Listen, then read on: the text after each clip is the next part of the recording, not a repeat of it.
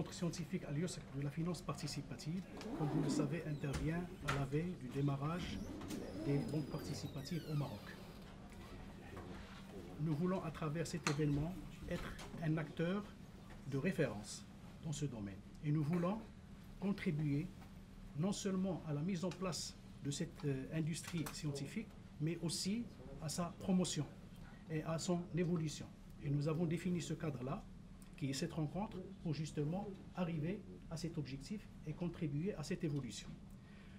Banque Lyosak, c'est un projet qui a démarré depuis longtemps, depuis pratiquement 2013, en tant que projet. Et aujourd'hui, c'est un projet qui est réel, qui existe aujourd'hui sous ses différentes composantes. Nous avons, depuis fin 2015, lorsqu'on a déposé notre demande d'agrément, nous nous sommes constitués en équipe qui a travaillé sur différents domaines composant cette future banque.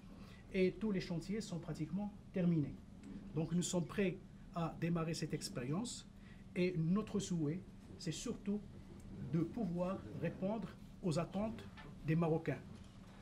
Aux attentes des Marocains, que ce soit en termes de qualité de service, en termes de produits, et surtout contribuer à la diversification des produits bancaires sur le marché marocain. Est-ce que, selon vous, les banques participatives ont les atouts pour réussir au Maroc? Je pense que ces atouts sont multiples.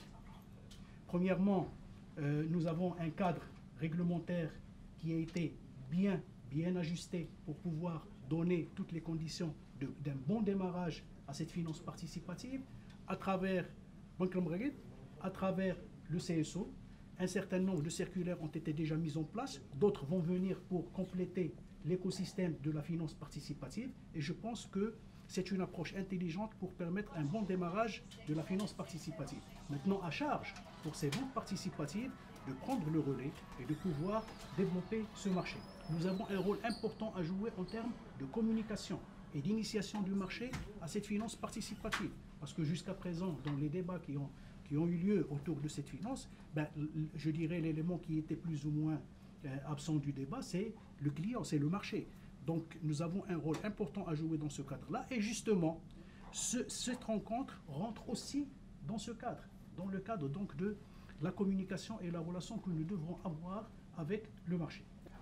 Cette conférence met en avant le rôle central et incontournable que jouent les spécialistes, les grands ulémas, les grands faqih, juristes en tradition islamique, dans le développement et la structuration de la finance participative.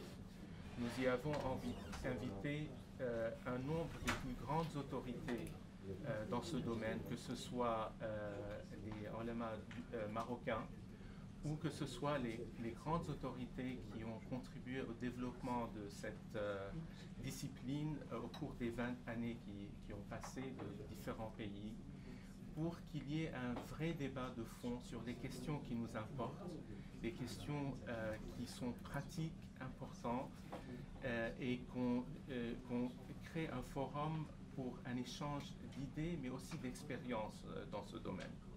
Nous y avons soulevé des thématiques très importantes auxquelles fait face ce secteur aujourd'hui.